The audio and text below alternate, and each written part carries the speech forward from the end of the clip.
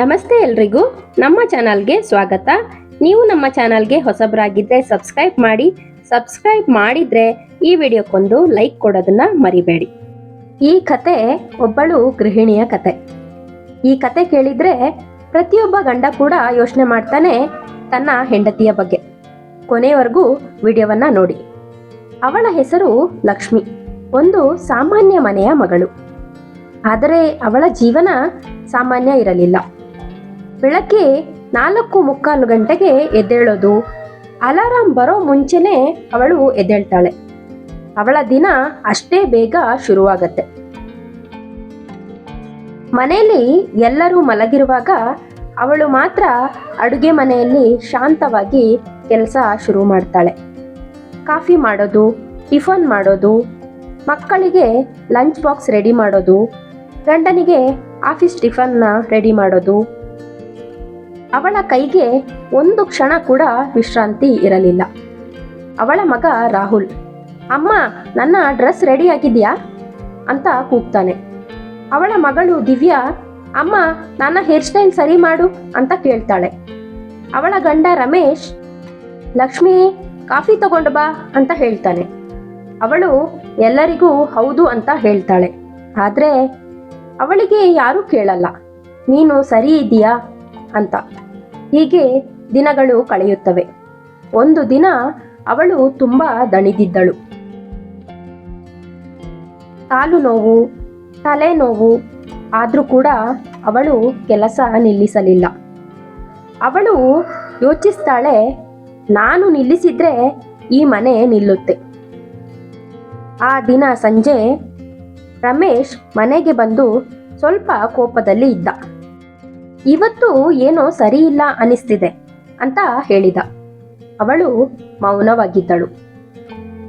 ಅವನು ಊಟ ಮಾಡ್ತಾ ಹೇಳಿದ, ಉಪ್ಪು ಜಾಸ್ತಿ ಇದೆ, ಇಷ್ಟು ಸಿಂಪಲ್ ಕೆಲಸ ಕೂಡ ಸರಿಯಾಗಿ ಮಾಡೋಕ್ಕಾಗಲ್ವಾ ನಿನಗೆ? ಅವಳ ಕೈ ನಿಂತಿತು. ಆ ಮಾತು ಅವಳ ಹೃದಯಕ್ಕೆ ತುಂಬಾ ನೋವು ಕೊಟ್ಟಿತು. ಆ ರಾತ್ರಿ ಅವಳು ಕನ್ನಡಿಯ ಮುಂದೆ ನಿಂತು ತನ್ನನ್ನೇ ನೋಡ್ಕೊಂಡ್ಳು. ನಾನು ನಿಜವಾಗಿಯೂ ಏನು ಮಾಡ್ತಾ ಇದ್ದೀನಿ ಅಂತ ಕೇಳ್ಕೊಂಡ್ಳು. ಕಣ್ಣಲ್ಲಿ ನೀರು ತುಂಬಿತು.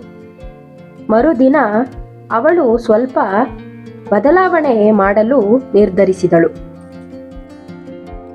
ಅವಳು ಬೆಳಗ್ಗೆ ಬೇಗ ಎದ್ದರೂ ಅವಳು ತಕ್ಷಣ ಕಿಚನ್ಗೆ ಹೋಗಲಿಲ್ಲ. ಅವಳು ತನಗೆ 10 ನಿಮಿಷ ಟೈಮ್ ಕೊಟ್ಟಳು. ಒಂದು ಕಾಫಿ ಮಾಡಿಕೊಂಡು ಶಾಂತವಾಗಿ ಕೂತ್ಕೊಂಡ್ಳು. ಅದು ಅವಳಿಗೆ ಹೊಸ ಅನುಭವ. ಆದ್ರೆ ಮನೆಯವರು ಶಾಕ್ ಆಗಿದ್ರು. ಇವತ್ತು ಟಿಫನ್ ಇಲ್ಲವಾ? ಲಂಚ್ ರೆಡಿ ಆಗಿಲ್ವಾ? ಎಲ್ಲರೂ ಗಾಬರಿಯಾದರು. ಆಗ ಅವರಿಗೆ ಗೊತ್ತಾಯಿತು, ಅವಳು ಇಲ್ಲದೆ ಮನೆ ಸಾಗೋದಿಲ್ಲ ಅಂತ. ರಮೇಶ್ ನಿಧಾನವಾಗಿ ಅವಳ ಹತ್ತಿರ ಬಂದ. ಲಕ್ಷ್ಮಿ, ಕ್ಷಮಿಸು, ನಾವು ನಿನ್ನ ವ್ಯಾಲ್ಯೂ ಅರಿತುಕೊಳ್ಳಲಿಲ್ಲ ಅಂತ ಹೇಳಿದ. ಅವಳ ಕಣ್ಣಲ್ಲಿ ಮತ್ತೆ ಕಣ್ಣೀರು. ಆದರೆ ಈ ಸಲ ಅದು ಸಂತೋಷದ ಕಣ್ಣೀರು. ಆ ದಿನದಿಂದ ಅವಳು ಮಾತ್ರ ಅಲ್ಲ, ಮನೆಯಲ್ಲಿ ಎಲ್ಲರೂ ಬದಲಾದರು. ಮಕ್ಕಳು ಸಹಾಯ ಮಾಡೋದಕ್ಕೆ ಶುರು ಮಾಡಿದರು. ರಮೇಶ್ ಅವಳ ಜೊತೆ ಸಮಯ ಕಳೆಯಲು ಶುರು ಮಾಡಿದ. ಲಕ್ಷ್ಮಿ ಈಗ ಹಳೆಯ ಲಕ್ಷ್ಮಿ ಅಲ್ಲ. ಅವಳು ತನ್ನ ಬೆಲೆ ಅರಿತುಕೊಂಡಳು ಮತ್ತು ಇತರರಿಗೂ ತನ್ನ ಬೆಲೆಯನ್ನು ಅರಿವಿಗೆ ತಂದಳು. ಹೌಸ್ ವೈಫ್ ಅಂದ್ರೆ ಕೆಲಸ ಮಾಡುವವಳು ಅಲ್ಲ, ಅವಳು ಮನೆಯ ಹೃದಯ. ಅವಳಿಗೂ ಗೌರವ ಕೊಡಿ. ನಿಮ್ಮ ಮನೆಯಲ್ಲಿ ಹೌಸ್ ವೈಫ್ಗೆ ಗೌರವ ಕೊಡ್ತೀರಾ? ನಿಮ್ಮ ಉತ್ತರನ ಕಮೆಂಟ್ ಮಾಡಿ.